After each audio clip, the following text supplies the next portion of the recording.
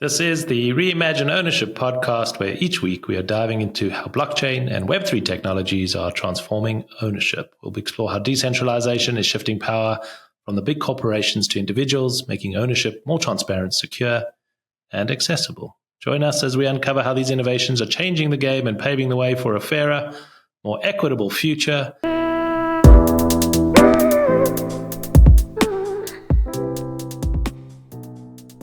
Today is podcast episode number 1.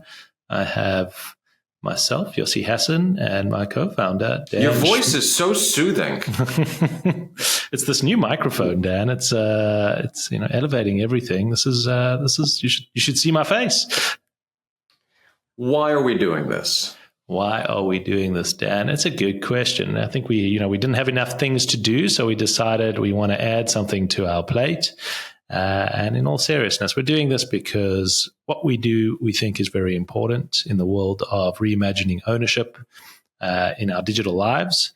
And we've seen how technology has huge impact on society. And we're not happy with the status quo. We're not happy with a few big corporations effectively owning the internet, owning our data, owning our lives. And what we're involved in, me and you at Metaversal, is reimagining that and investing in the technologies, the tools, the creators, the believers that there is a different way for technology to shape society.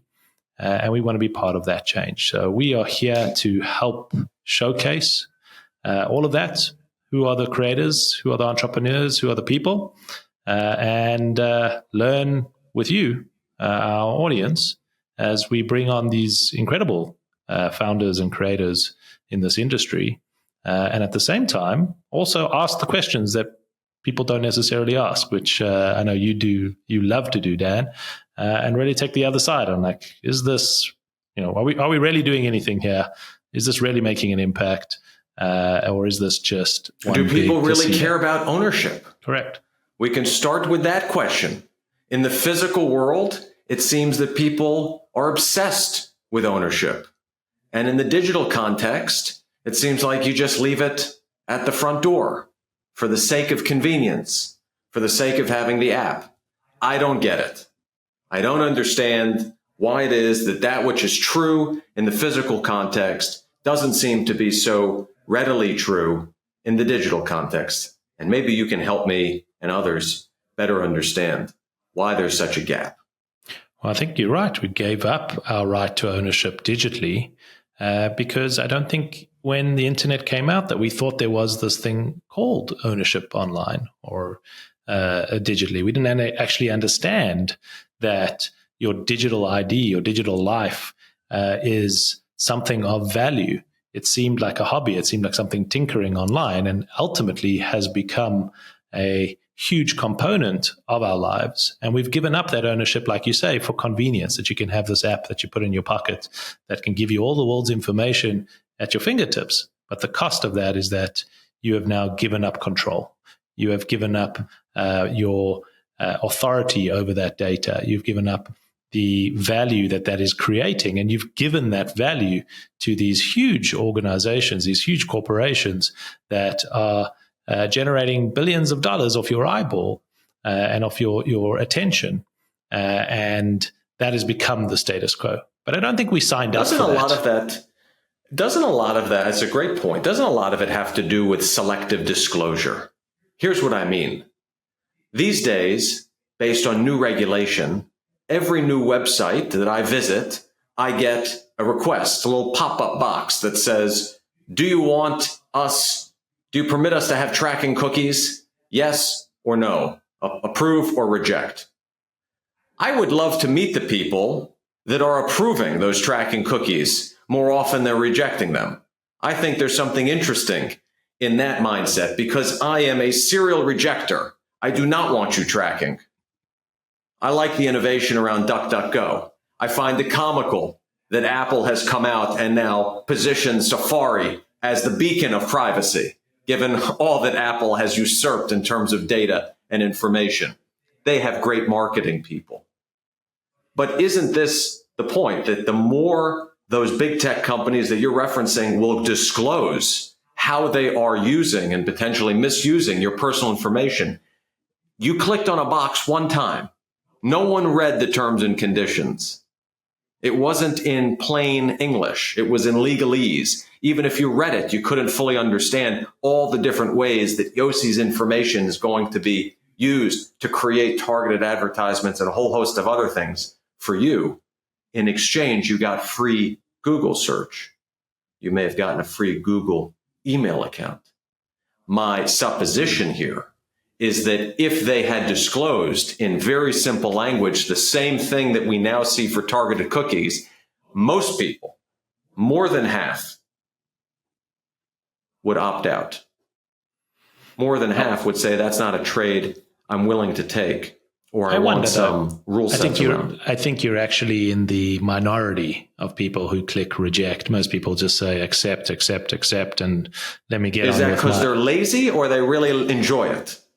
I think it's because they don't understand it necessarily. And Mark Zuckerberg made this bet a while ago, saying that he doesn't think people care about their privacy online and will be willing to trade that data. And obviously was right, built a very successful business in you trading your data, pictures of your friends and family and your connections and your social graph and everything that you do online is now in the hands of Meta and being turned into billions of dollars. And his hypothesis was that people don't care. People don't necessarily care. And I think his hypothesis was right because back then we didn't understand what it meant for that to happen. So he saw the future. He saw that this is what's going to happen.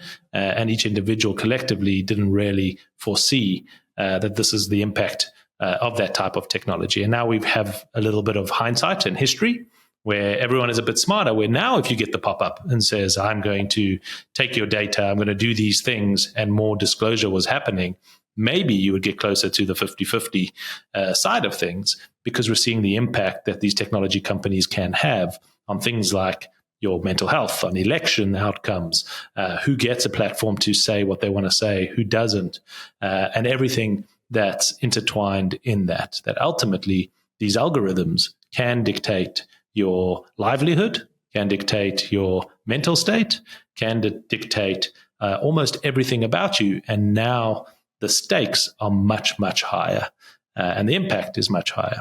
So going back to the original questions of why are we doing what we're doing?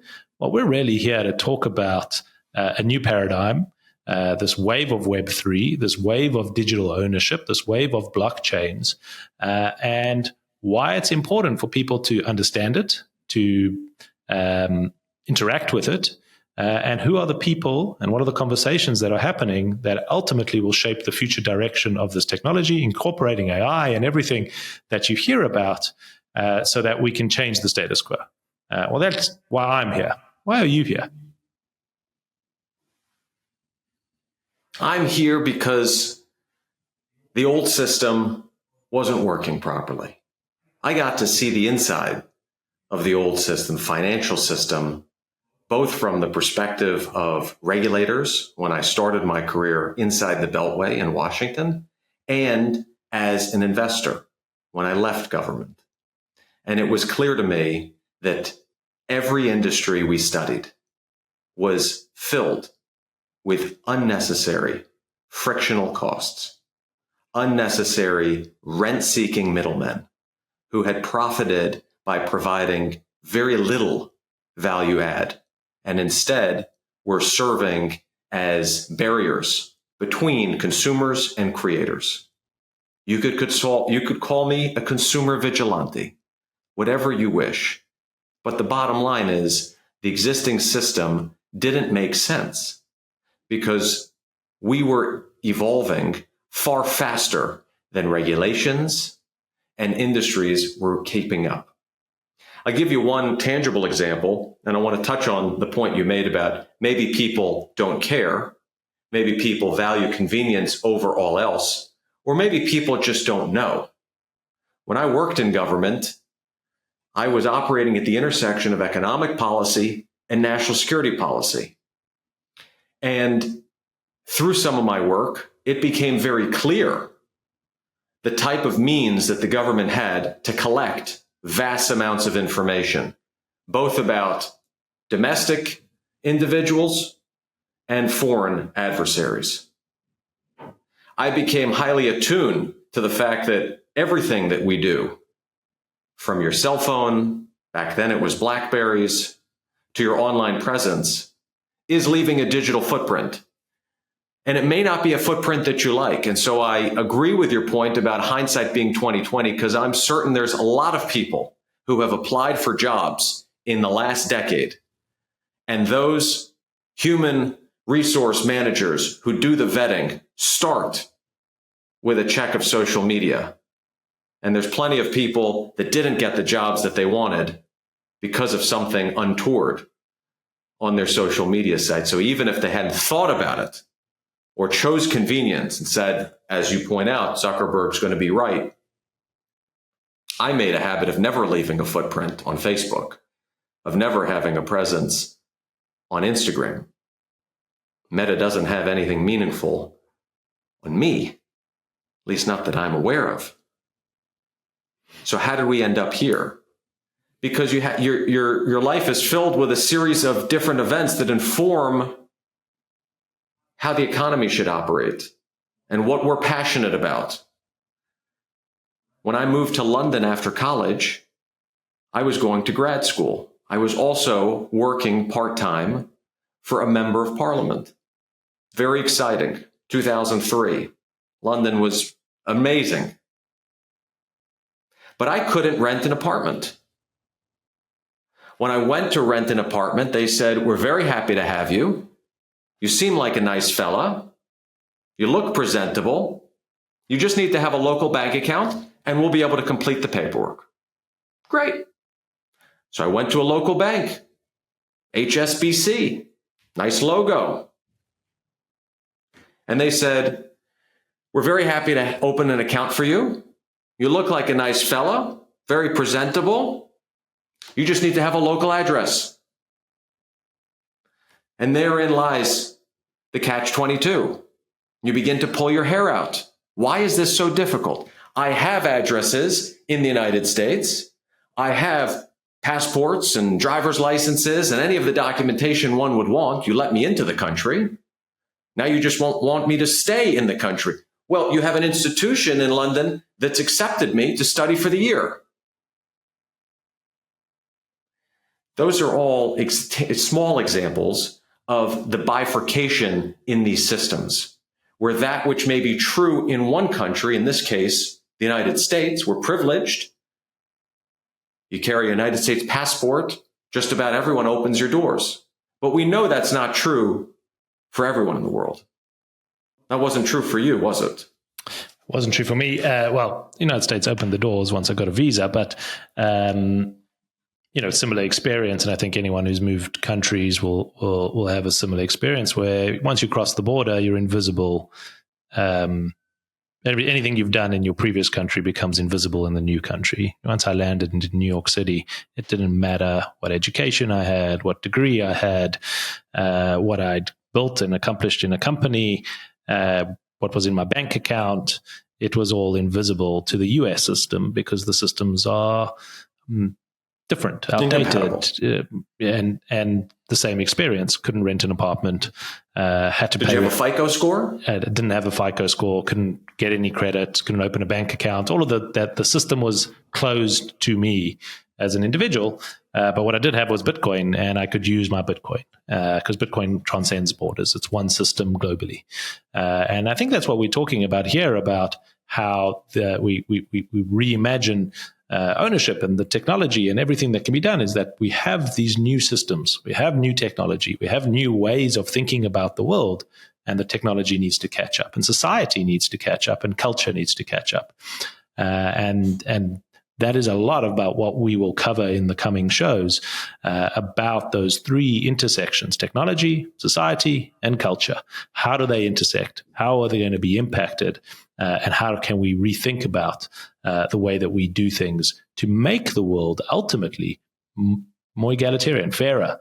The status quo isn't working for the majority of the world and the majority of the population. Owning a home today, we spoke about it in the beginning, physical ownership, owning a home today is unachievable, unattainable for the majority of the world today. And that trend seems to be accelerating, not slowing down.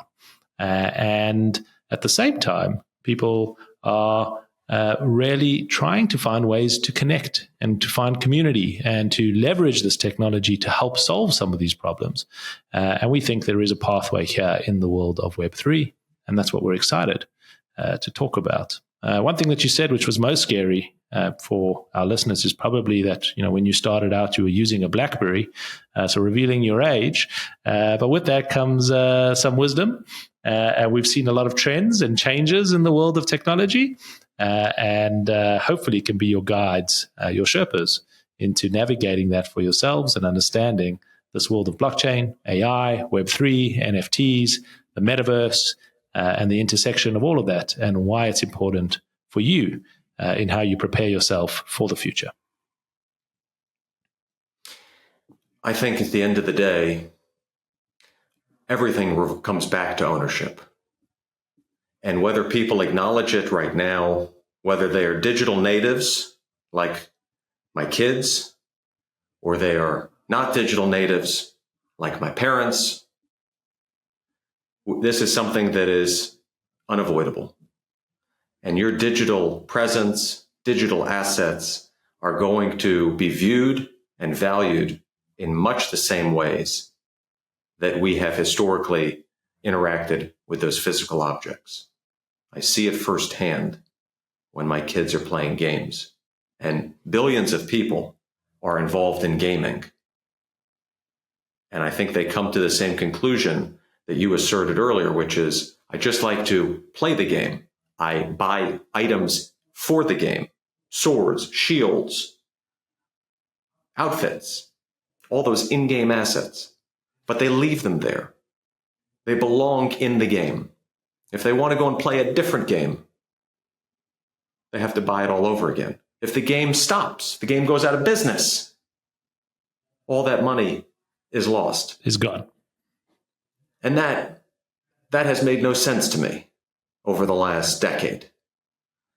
And I know you have a more formidable gaming track record than I do, although for a while on the original Nintendo, you were the OG. I was quite good at Mike Tyson's knockout. Okay. I knew the special code to wind up that massive punch, and I took out all my classmates.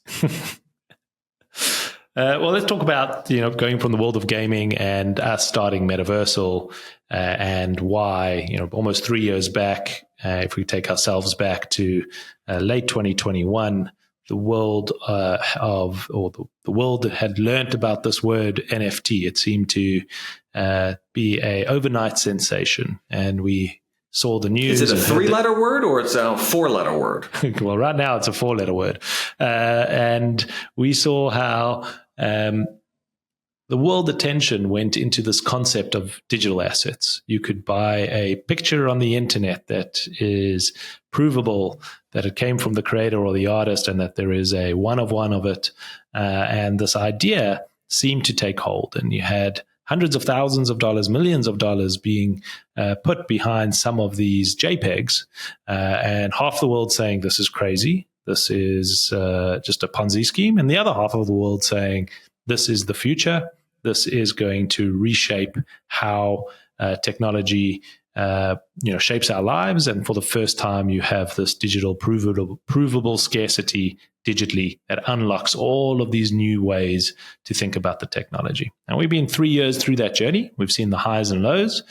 Today's NFTs, most NFTs are not trading at those types of numbers. There's still a very healthy, active marketplace of tens of millions of dollars being traded daily, but the kind of $1 million sales are becoming fewer and further apart. And for the rest of the world, maybe that half that thought this was a scam, they're looking at and saying, you see, I was right. This is only a scam. Half. Only half thought it's a scam? Maybe now 60, 70% of the world saying, this is not something that is of interest. This is a flash in the pan. It was because of COVID and everyone was bored. And then there is a percentage, maybe a smaller percentage. But that reminds percentage. me, Yost, that reminds me of the New York Post article in 2000, which said the internet is a passing fad. Yes. And how right they were. I start every morning reading the New York Post, and it's kind of like inverse Kramer. Okay, so much of what's in the Post you take for entertainment value. There's a small smidge that's factual, and then there's the embellishment, which is for our collective enjoyment. Yeah, and I don't remember the executive, but there's the famous line of one of the IBM executives saying, there wouldn't be a need for more than 7 computers in the world.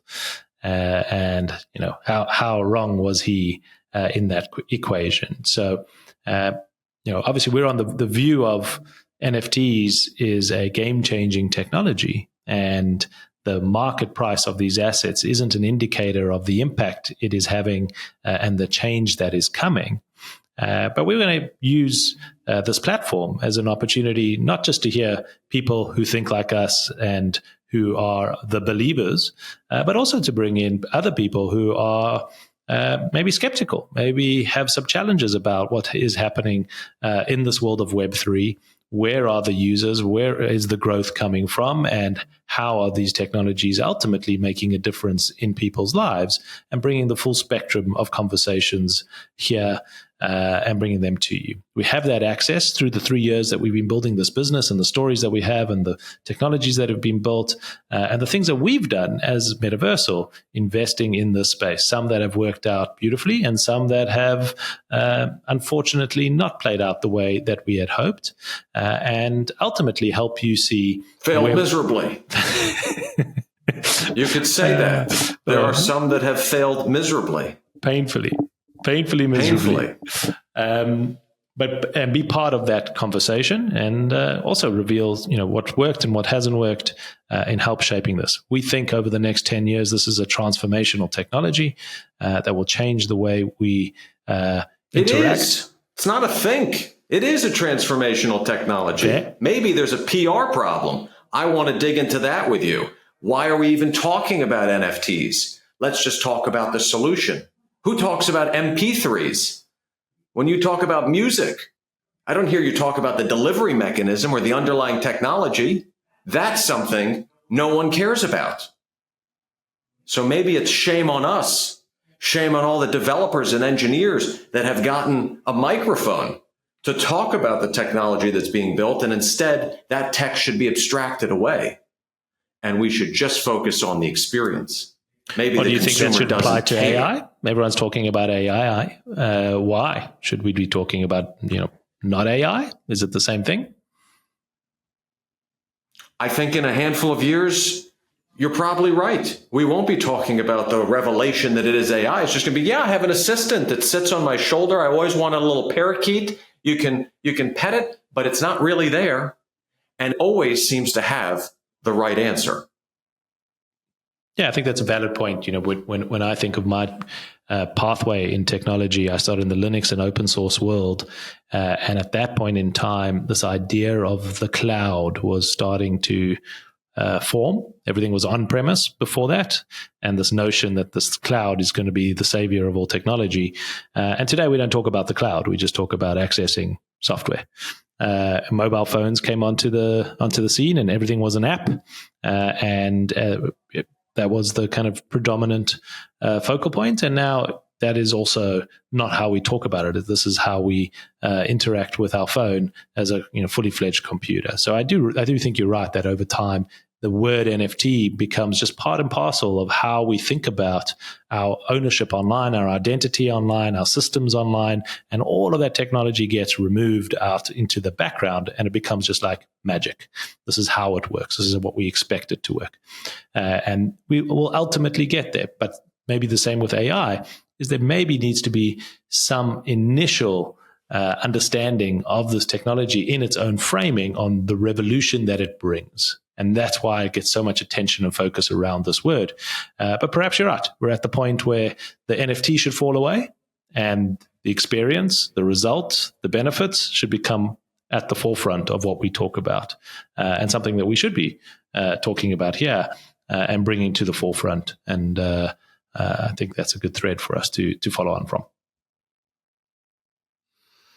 What's next? What's next is that, this is the show. This is what we're doing. This is why we are here. So if you're interested in the world that we've just spoken about, this intersection of technology, culture, and I forgot even what I said in the beginning. It was technology, culture, and society, maybe. It was. That was your trifecta. That was the trifecta. If you're interested in those three things and how they intersect, the conversations that we can have on the global stage here with the founders, the creators, the artists, the musicians that are all part of this movement, the highs and lows, the wins and losses that this industry is facing from both a entrepreneurial stance, some of the regulatory stuff that it relates to. Well, that is what Reimagine Ownership is about. And this podcast will be around every week, having those conversations with myself, with Dan, with some other people from the Metaversal organization. So please do tune in, subscribe, hit the like button, and we look forward to the heated debates and conversations that we'll be having in the weeks to come on the show. I want to conclude with one question. Go for it. You've got some squiggly lines on the wall behind you. I do. And they emerge from your head in a unique way. Some are red, some are black, a few are yellow. What are those lines? Why is that hanging on the wall? Why is that hanging on the wall? Great question. So this is a generative art piece by a very acclaimed generative artist in our industry named Tyler Hobbs. It is one of 1,000 that was produced through an algorithm that produced a series of different unique, each one unique but random. And that collection is called the Fidenzas or Fidenza collection. And this is one that we own as Metaversal that is represented above me.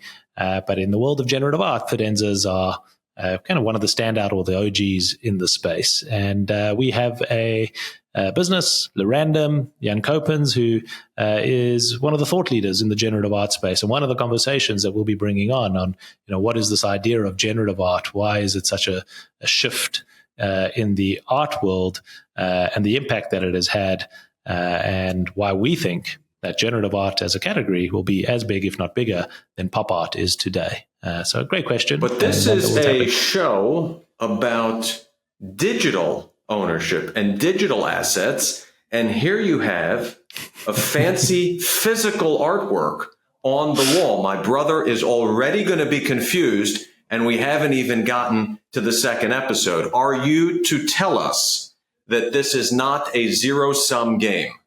That we believe there is a continuum that will expand physical and digital. You don't have to pick one or the other. You can appreciate both, and that both will ultimately have meaning and value. Well, you're going to have to stay tuned to the second episode to get an answer to that question. And for us maybe now I'll come back and reveal that. But all great questions.